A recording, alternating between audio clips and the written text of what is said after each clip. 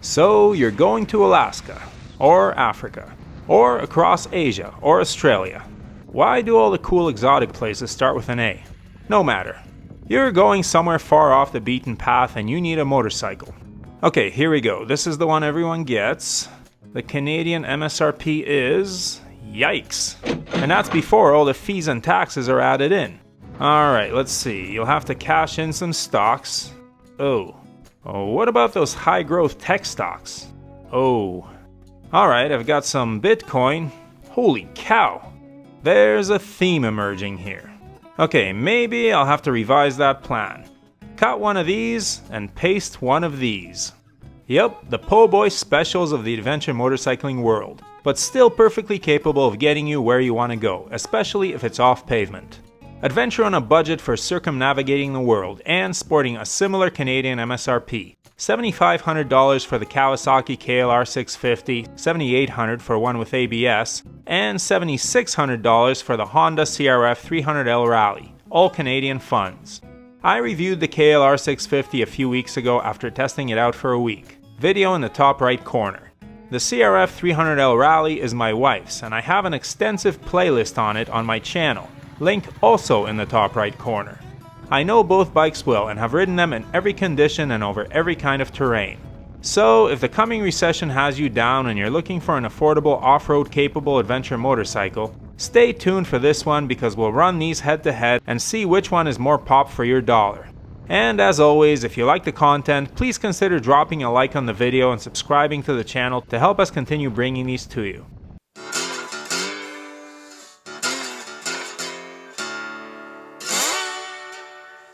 Let's get this out of the way first. I reviewed the Kawasaki KLR650 Adventure version, which costs almost 10,000 Canadian dollars and comes with fog lamps, engine guards, panniers, and several other goodies. But this is the Po' Boy special episode, so we'll talk about the standard KLR, the $7,500 one. Be advised that there are fees and taxes added to these bikes, and that out the door the price of Brooks' bike in Ontario, Canada was around $9,000, which is what the base KLR would cost these days if you were to buy one new from a dealer. We'll compare these two bikes on various criteria, including statistics, comfort, highway, two-lane and trail performance, touring and two-up capability, reliability, maintenance, dealer support, and resale value. Let's look at engine performance first. Both bikes are powered by liquid-cooled, fuel-injected single-cylinder engines, but whereas the Honda displaces 286cc, the Kawasaki rocks a massive for a single 651cc. The KLR crushes the CRF in the power department with about 40 horsepower and 40 pound-feet of torque. The Honda puts out a more modest 27 horsepower and about 20 pound-feet, though its 6-speed gearbox allows you to put that power down smoothly and without gaps. The Kawasaki has 5 gears, but its torque advantage means that the wider gaps between them are less noticeable. The Kawasaki needs the extra power because it weighs a lot more, with the base model tipping the scales at 456 pounds wet and the ABS version weighing 461. The CRF only comes with ABS in Canada and tips the scales at a very svelte 337 pounds. It is the lightest adventure motorcycle sold in Canada. Now, I am mindful that smaller riders may want these bikes for their round-the-world adventures, and as such, seat height may be important. These are both tall bikes as they come from the factory. The KLR650 has a listed seat height of 34.3 inches, while the CRF300L Rally lists the seat height at 34.4. At 5'11" or 181 centimeters, I'm fine on both bikes, but my wife Brooke generally serves as a better seat height tester because she stands 5'6.5" or 169 centimeters. And stock, both of these bikes are a bit tall for her. If you're an experienced rider, this is not an issue. But if you're newer to motorcycling, this can catch you out, especially off-road where sometimes you just have to catch the bike from falling. Due to its much lower weight, the Honda is easier to bring back from the precipice. We've lowered Brooks' Honda using a Kuba link, video in the top right corner, and I'm sure that similar options are available for the Kawasaki. And being able to flat-foot a motorcycle makes a world of difference to the old confidence. When it comes to range, the Kawasaki wins handily. Its 23-liter fuel tank gives you north of 400 kilometers of range. With its smaller engine, the Honda is more fuel efficient and can get about 300 kilometers out of its smaller 12.8-liter tank. However, be forewarned that the Honda's fuel efficiency wanes as the speed goes up. don't expect 300 kilometers of range at highway speeds. The Kawasaki's efficiency also declines at higher speeds, but the difference is much less dramatic. Kawasaki wins on range, which may be important in the boonies where you have long distances between gas stations. But enough numbers, this is not a spec sheet comparison. What are they actually like to ride? Let's first look at performance on the road. The Kawasaki wins, end of story. First, the Kawasaki's power advantage makes it a far superior long-legged traveler. I was surprised at how easily this motorcycle cruised on the highway at high speeds. It will sit on 130 km per hour or 80 miles per hour all day with some more power to spare. Could you do that on the Honda? Yes, but at those speeds the CRF is pretty much tapped out. No extra power for a pass. I wouldn't want to ride the Honda that way all day. I'd worry about the small engine holding up long term at what is essentially almost full throttle. The Kawasaki, on the other hand, is far more relaxed feeling at high speeds and has more to give. Its weight makes it less susceptible to crosswinds, and its larger fairing provides better protection in the cold or rain. Seating positions on both bikes are comfortable with the bars wide and close to the rider. The Kawasaki's seat is much larger and roomier, however it's a bit on the soft side for my taste. For riding solo, I did find the Honda's stock seat to be superior.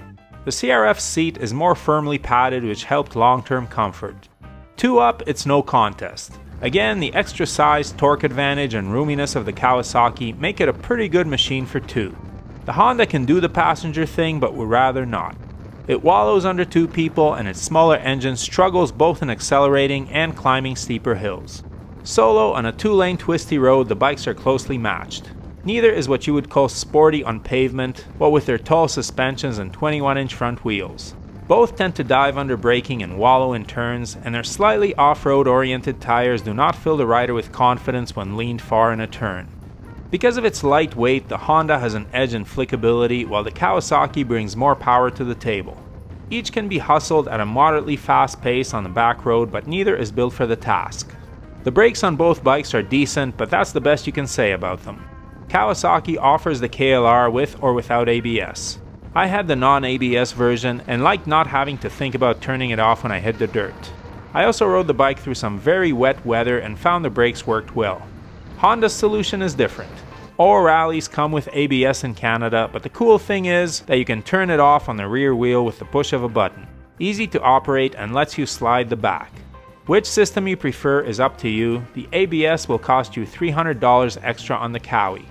So while the KLR650 emerges the better pavement bike, on dirt the tables turn 180 degrees. As you can imagine, the fact that the Honda is about 120 pounds lighter makes all the difference in its off-road performance. The Honda is basically a dual sport with a big tank and fairing, while the Kawasaki is a full-on adventure bike. Whether it's gravel, dirt, or trail, the Honda beats the pants off the Kawasaki on the loose stuff. In addition to the weight difference, the Honda has about 10 inches of suspension travel and ground clearance, about 2 more than the Kawasaki. On gravel and smooth dirt, the difference is not huge. The Honda changes direction more easily and is more precise in its steering, but the Kawasaki does fine. The rougher the trail gets, the more the Honda begins to pull ahead. In deep sand, the stock tires let it down, but I found that I could muscle it around and even catch it when it began to go over. The Kawasaki is a big ol' handful in deep sand, and I never took it into the serious sandbox, fearing that I would never get it out again. Rocky ATV trails also favor the Honda, as it can pick a better line through the rough stuff. Both bikes have a 21-inch front wheel, but the Honda's 18-inch rear gives it a bit more traction out back and a wider range of off-road tire choices over the Kawasaki's 17-incher.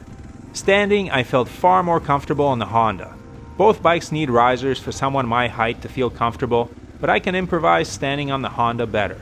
The Kawasaki felt awkward standing, and I preferred to ride it in a sitting position off-road and just pop out of the seat over the bigger bumps. On single track, the Honda feels like what it is, basically a porky dual sport trail bike made for this stuff. It is more maneuverable and easier to control with body weight, it gets down the trail faster and with far more confidence, and with its extra ground clearance manages not to make nearly as much use of its bash plate. The Kawasaki honestly impressed me with its trail performance. It went places a $7,500 460-pound bike had no business going, and even though it took some bumps doing it, it performed no worse than middleweight bikes twice its price. So both bikes proved capable off-road, but the Honda is the clear winner in the dirt. It's way easier and more fun to ride on the truly gnarly stuff. Other considerations of purchasing motorcycles? Looks are subjective, but I like the Honda's Dakar-inspired styling better. The Kawasaki's rugged looks also appeal, but to me the Honda wins here. Reliability? They're Japanese, they'll be fine. Resale? These days, used off-road motorcycles are selling for ridiculous prices, but being more rare on the Canadian market, the Honda will probably fetch a slightly higher price. Honda has more global dealerships, so you're more likely to have one near you.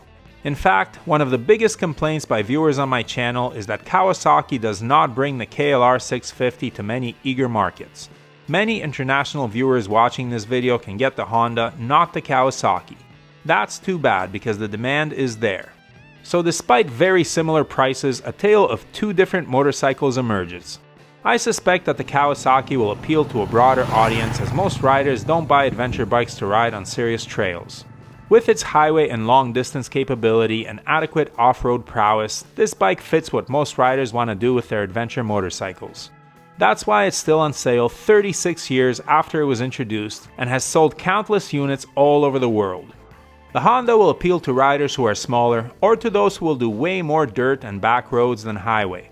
If you want a comfortable road-capable motorcycle that can conquer truly rough terrain, ride from your door to the trail, tear it up, then ride back, this is that bike. Its capabilities are wider, but it is less capable of covering paved miles at high speed. It feels way less substantial than the KLR, which is great on dirt but less so on pavement or two up. Brooke went for the CRF, and so did Itchy Boots for her big American adventure. However, probably more KLRs have gone on epic adventures than any other adventure bike.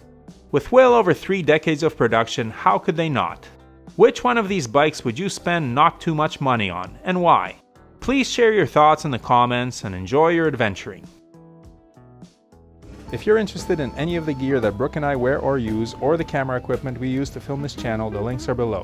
Everything listed there was bought with our own money and we are not sponsored by any company. However, the links below are affiliate links and the channel is paid a small amount for referring you to shop at no additional cost to you. We do not recommend any products that we are not satisfied with ourselves, but we do strongly urge you to do your research and select the correct size for items like helmets and clothing. As always, thanks for watching, your support is greatly appreciated. Please hit that subscribe button, give the video a thumbs up and leave a comment below. And whatever you ride, enjoy it. Wave at other bikers no matter what they're riding, we're all part of a brotherhood and sisterhood.